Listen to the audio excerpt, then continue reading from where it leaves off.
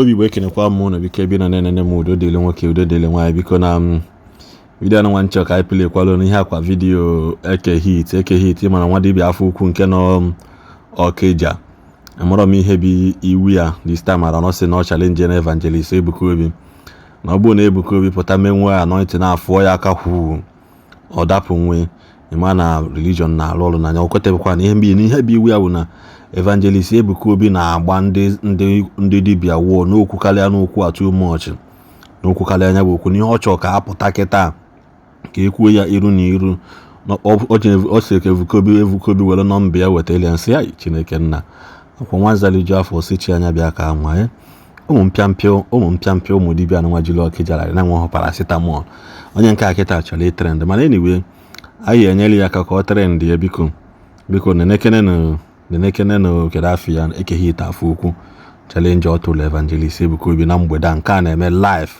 no Okija na-eme mgbosi nke tata ka ọ dịnụ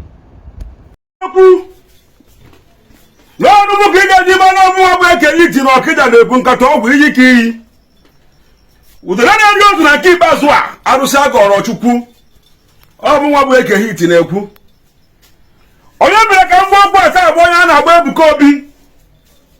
Ebuka Obi, the CEO of Zion Ministry. Onye ọbụla bụrụ okwu ntị ikwu na pasị anya ka o ruo Ebuka Obi ntị si ala ọmụnwa bụ eke hiti na Okija kwuru ya na ana m atụ egwara nwa ya ga ọ bụ tiri mekpuke. And Ebuka Obi mara akpa mara na onye a na-agba Anivasi si na ya kwụba. Onye a na-agba Anivasi si na ya kwụba. Maka ọ bụrụ na ọfụgo onye esi nwụsị. And if you can buy my phone number, you are about to go go work him on one way, can send that message to him. Ebuka Obi in a put against the native don't so much, and the more like is here.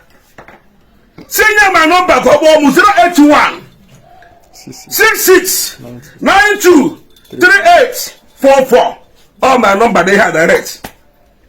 Ebuka Obi ọpụtara ihe ya zi ndị mmadụ na chọọchị agwụna ọpụtara na ịmazi ozi ọbụ ihe preach na chọọchị ọpụtara nwazi ihe ya agba ndị mmadụ n'ụlọ ụka abụghị ndị asị stop going to native doctor, stop going to water na onye bụrụ ọnwụ jee na mmiri nke emewu ma ọka emewu ma onye gara be dibịa nke emewu. Why are you condemning our tradition?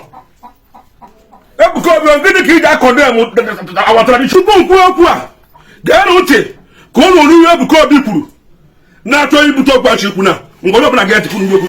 Come on, you go fast. Put this money in your business. I was follow up again. Anybody taking you to river is destroying your destiny. Anybody telling you to go and do charm is destroying your destiny. Okay.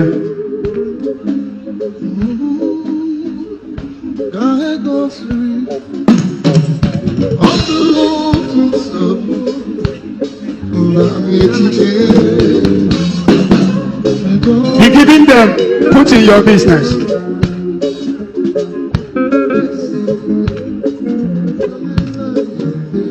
Ihe ọbụla itiri ego ihe abụọ ọgaranya ngada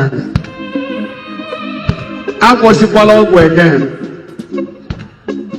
Ebuka Obi enwere ike ọgbara ya ọgwụ mara gị were ọgwụ tiri ụkọ na-agara gị ị na-akọndem muzi anabe nna ị na-akọndem muzi of a father's land ị na-akọndem muzi our tradition.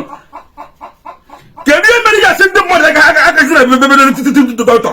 Kedu ihe mere gasị ndị mmadụ ha agaghị na mmiri ọpụtara na mmadụ ya ọpụtara ọnwụzi ya bụ nwa mmiri ka ọ pụtara na mgbọrọgbọrọ ma ya dịzi arụ ọrụ ọ pụtara enwezi ya ndị egwu dibịa ka njọ oke Ebuka asị nyu Ebuka Obi mgbada I may put you as a challenge, as open challenge. See my face to face. See Abuna Christian the talks.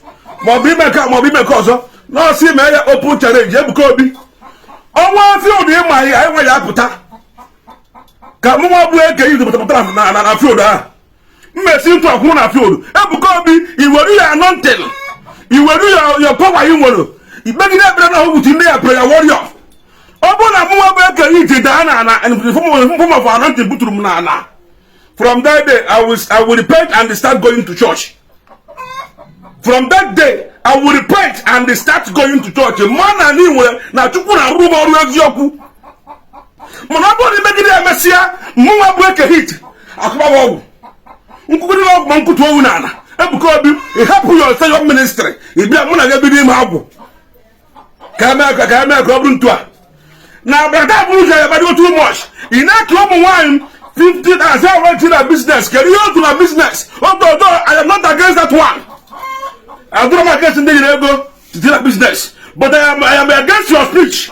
You get money for cigar to the team doctor. And you want to allow, we want to see our tradition. For what?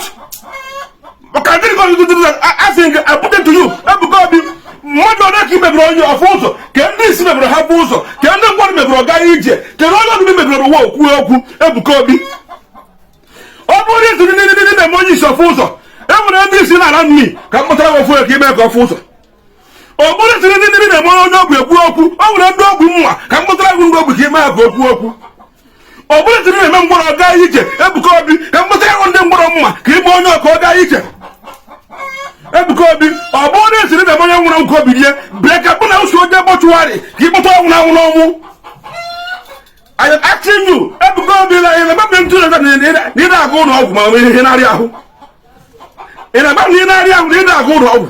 Ndị na-eme ihe ebe kuriba ka ihe wụrụ. Stop all you deceive ndị be is not good. Stop all you na-agba ndị mmadụ ka atọ nụọ against our tradition is not good. Ebuka Obi ọgwụ mụnwa bụ eke yi tinere under 4 days. Onwe onye ma mma gwụrụ ọgwụ awele. Onwe onye ma na-eme ihe ma ihe ọ na-eme ada aga aka. Ebuka Obi gboro onye a eme sample na mma gwụrụ ọgwụ under 4 days ya. Onye a confirm ọgwụ na-ele under 4 days. Mana ọnwa mmiri akụrụ ị na-asị n'ihi na-eme ị na-enwe onye isi ofu ụzọ mere mgbọrọ ọga ije. A sị ka mgbe otu onye ka ị mara m ya ka ofu ụzọ ma ka ị mara Ebuka okwu ma ka ị mara mgbọrọ ọga ije. Why are you letting our people? As in the open challenge. See the bear na field. Onye mgbe agbana, onye ọgụ anọ na, onye ọgụ agbana, maka ya mana onye nwe talks. Onye ike kena, kama si mee ya as open challenge. Ndị na field, ndị nwa bụ Ebuka Obi were ya anointing no. Were your power, with your prayer warrior. Ndị gị na-ekpere, mụnwa bụ eke hit ada in the name of anointing. From that day, I will start going to church. Ọbụrụ ime nwa ya mụ ebiri kwuru okwu nke m ngwugwu from that day you start following our tradition. Ọbụrụ imeri ya mụ gị mana mụ nwee meri ya ngụnwa. Ọbụrụ imeri ya mụ mana mụ nwee meri ya ngụ. We go. I akwụsị ikwu against each other. Ihe adịgo too much. Sipa seremozi ya ka o ruo Ebuka ngịrị nwa Ebuka Obi ntị.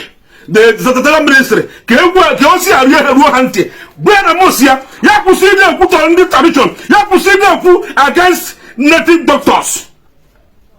Enough is enough. Onye anụ ọbụla gbaa n'ọwụ ya onye mụna ka ọ na-emesi ike ọ bụrụ ịbụ onye ụka ịrakasị uche ụka ike ọ bụrụ mgbe ịbụ ọdịnala pụrụ ya online na learn from online. Ofu chi agwasịta nwata ọnụ otu fight Ishi nke ọzọ na ọtụrụ mma. Ihe asị gbaa mbọ mee ka Ebuka Obi ka o ruo ozi ya m kwuru akasị ya.